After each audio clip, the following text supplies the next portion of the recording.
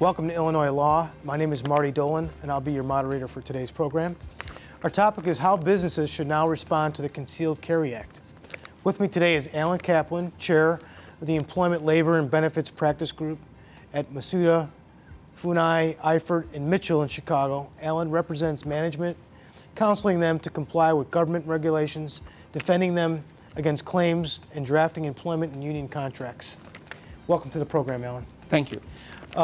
To get to the point, does the Concealed Carry Act law now apply to employers? Yes, it does. In what way? It applies to employers in the sense of the employees having certain rights and also employers having certain obligations.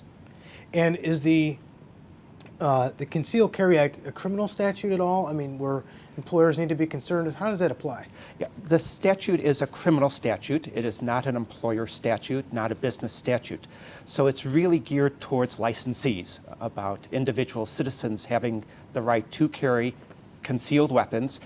All of the penalties are for licensees, not employers, not companies. And I'm sure now where you have people coming to the workplace wanting to potentially carry a weapon, that poses some real issues for private employers. Of course, it imposes real obligations and concerns by both private and public employers, and they have the right to be concerned.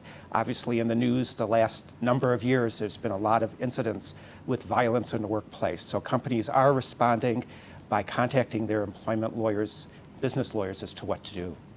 So, even you hear about with schools and things where you can't bring knives and things like this.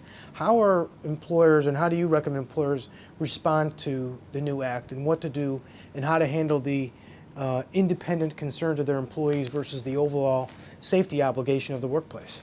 Yes. Well, we have to look at two different types of employers, public employers and private employers. Okay. There are 23 types of companies or locations that are prohibited from licensees carrying guns within those facilities. Those are facilities like government offices, museums, sports complexes, transportation centers. Private employers have a different part of the statute that applies to them. For private employers, they can prohibit the carrying of concealed carry on their premises, on their property, and in their buildings. And there is a sign for them to put up at their property line, on their premises, on their building, at the beginning of the building. And the sign that we're seeing now, is that the sign that an employer can put on their building if they're a privately held company? That is correct. It's a sign that's created by the Illinois State Police, and it can be downloaded by going to the State Police website. Okay. So any private employer that is not on the 23 places that you just mentioned, they can take this sign and post it in a conspicuous spot on their building?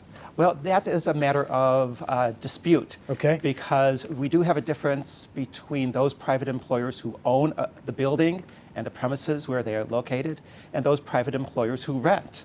Okay. So for those, the statute states that for those owners, they can put up the sign. The statute does not address lessees. Many employment lawyers, however, are telling their employer clients who are lessees that they can also put up a sign. And could that come down simply as just getting an agreement between the lessee of the building and the building owner that they're on the same page to put up the sign, or does the building owner have to approve the sign going up? Well, I'm going to defer to the real estate lawyers for that because there's a lot of real estate advice for that. Okay. As an employment lawyer, what I would recommend is, yes, there be some analysis of the lease and some analysis of real estate law. So talking to your real estate lawyer is going to be very important. And lastly, with respect to the act itself, do you recommend a written policy for employers? And what do you recommend? Yes, I do recommend a written policy. Many companies now already have policies on violence in the workplace, and other companies have policies on a code called a code of conduct, in which specific actions, certain misconducts are not allowed.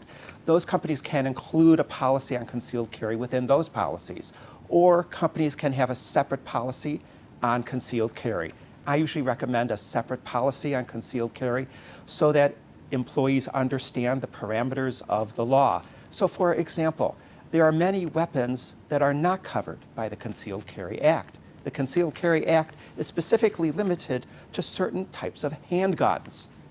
So you can have a policy prohibiting all other types of weapons, and not only in the premises, but when employees are outside the premises doing company work. I see. We represent many companies who have field service technicians or salesmen who are using either their own cars, a company leased cars, or company owned cars to do the work. So we are saying you could have a policy prohibiting weapons that are not part of the Concealed Carry Act in those vehicles. There's a dispute, however, among employment lawyers on those weapons covered by the Concealed Carry Act and whether or not those can be prohibited in privately owned vehicles when those employees are performing company work away from the facility. It's an issue that's having a lot of debate among employment lawyers. It sounds like an area of confusion that may someday have to be worked out by the courts and things like that. But we appreciate your comments on this new act and how it affects employers. This is Illinois Law. Thank you for coming today, and have a good day.